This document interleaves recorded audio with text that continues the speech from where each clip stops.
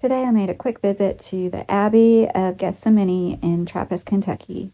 It's about 15 minutes away from Bardstown, Kentucky, and we're going to start off at the gift shop, one of many great things they offer to the public. As well as this, they have 1,500 acres of nature trails to explore, and they have public mass and prayer. I will link their website down below for anybody interested.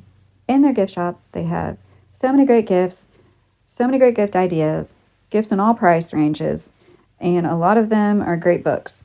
Books from authors who are not Christian, books about spiritualities that are not Christianity, and they offer so many goods made by other Trappist monks as well as Trappist monks here, fruitcake fudge, fruit preserves, pottery, so much beautiful art. And I'm going to show you what I picked up. I just got a handful of things that cost less than $18 because I like these little gift ideas. They're easy to put in a card or a gift bag, or I feel like I'm saying gift way too much. Basket. These prayer cards were 97 cents each, and I got the cheapest Thomas Merton book I could find. He's written dozens, and I wish I would have gotten another one, honestly. It was only $8, and I am not disappointed with it for spending only $8. I just wish I would have spent a few dollars more and gotten something more substantial. They had this Thomas Merton reading list that was free, which was nice, so I picked up that. And I got 2 of these bracelets that were $2.97 each for my sons, and that white bracelet was $6 for one of my son's friends. I can't stress it enough. These people here are so nice and sweet and kind, and the gift shop, of course, costs money, but everything else is free. Here's a map that shows these monasteries in our country, OCSO, Order of Cistercians of the Strict Observance.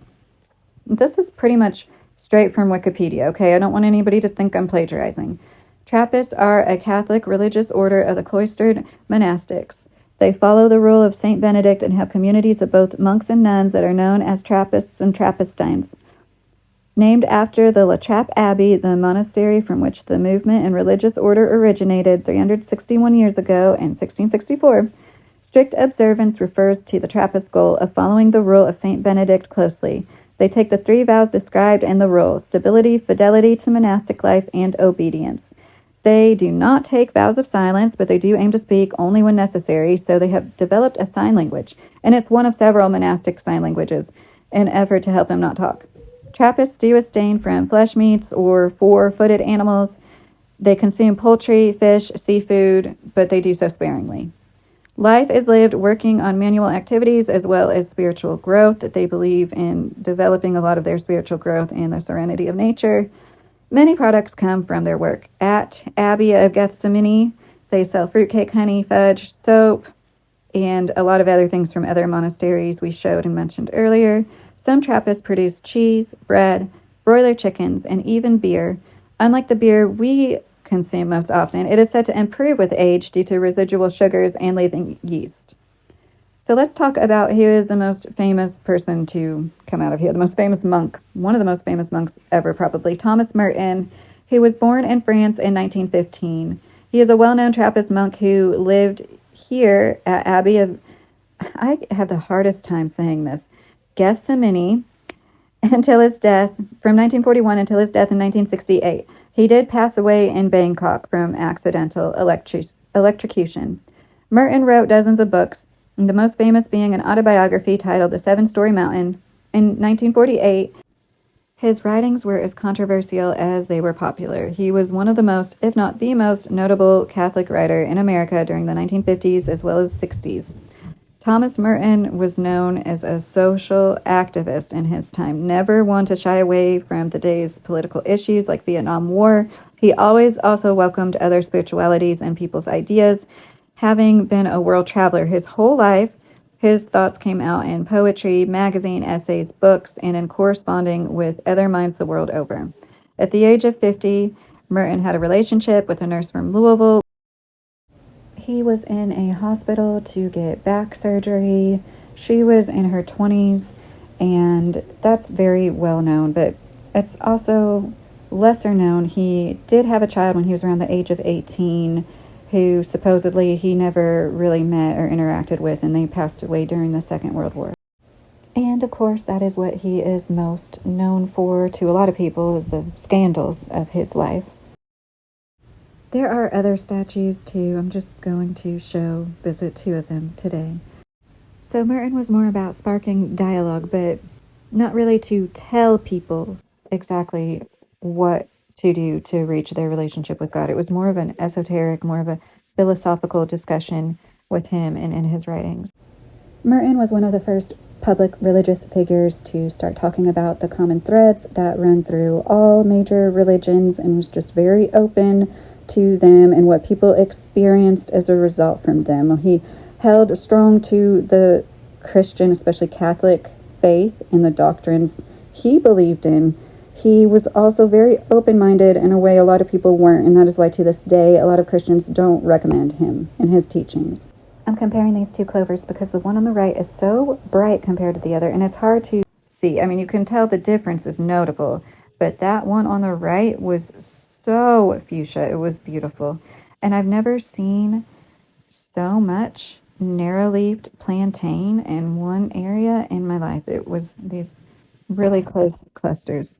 So Abbey of Our Lady of Gethsemane, founded 1848 of the Order of Trappist Cistercians, founded 1098 in France, noted for prayer, labor, and silence. I'm going to head up over this other hill.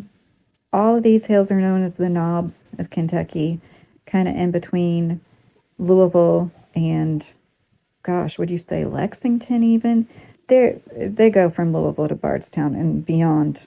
And it's just beautiful rolling hills, a lot more beautiful to look at than walk up. I felt like I was a character in a biblical story walking up this hill. It was about 80 degrees. The high was 85 today. And I was thinking, well, surely there's going to be chairs on the other side of this, like there was chairs by the statue, right? But I'm fine. I did stop and contemplate and pray, because what a beautiful place to commune with the Lord. And I ever did see one. And you really understand why anybody would choose this place to make a monastery, an abbey, and why it's probably very similar to what it was back then. I don't know how many of these farms were there, but there's really just a few farms, and I wonder what it was like in 1848. I thought about that a lot. How much of this was cleared back then? I'm sure less, but there had to have been some farms, right? So here on these rocks where this cross is, there's a lot of people who left prayers. They had written, painted on rocks. I saw handwritten prayers that were wedged into the rocks, and things that looked to me like signs of remembrances, maybe memorializing lost loved ones. That blue rock right there said "Race in Paradise." I thought that was sweet. And I didn't want to show the cemetery. I don't believe in like showing headstones, because I just don't. It's a personal belief of mine. I think it's kind of disrespectful. And a part of me felt like this might be disrespectful as well, especially this fairy and the little children's jewelry really got me. But it was a nice place to spend some time this morning after a doctor's checkup, and be thankful for everything that we have, especially our good health, right? Moment of contemplation. The silence here brings so much peace. Next time, I'm going to make it a point to come during a scheduled mass and prayer service. I feel like I'm missing out on a big part of the experience by not doing that. This is the third or fourth time I've been here and have yet to attend one. So there was a sign that said, "Nobody on the boat ramp," stuff about water, and I'm looking around like, where is this water that this sign was talking about that was to the right of this hill the cross is on? And I decided to walk past these bales of hay, like maybe I can see this water, like that would complete this, right? And just need some water. And it was so funny to me because I start walking over to them, and then I find the chairs, which was fine. I was doing okay. But this is definitely the most physical activity I've had in the 6 weeks since my surgery, 6 weeks today. I have a lot to be grateful for. I'm sat here in these chairs and did some bird watching. The tranquility of being here in an abundance of nature, being able to see so far out in every direction, knowing there is nobody near, is the best kind of lonely I've ever felt. And I can imagine this is what helps connect one with God more and definitely makes it easier to concentrate and pray. And I hope you enjoy this little trip, and I intend on sharing a lot more of Kentucky with you, especially the historical aspects there are so many of. I think down that road is where the water is. That's what I came to the conclusion of. That's why I wanted to zero in and show that. That has to be where it is. So anyways, I hope this was fun, and let me know if you have any comments, critique on my videoing. Like, I promise you, it won't hurt my feelings. I'm worried I might hurt somebody that has a medical condition, honestly, because I know I'm not the best, but hang in there with me. Y'all take care.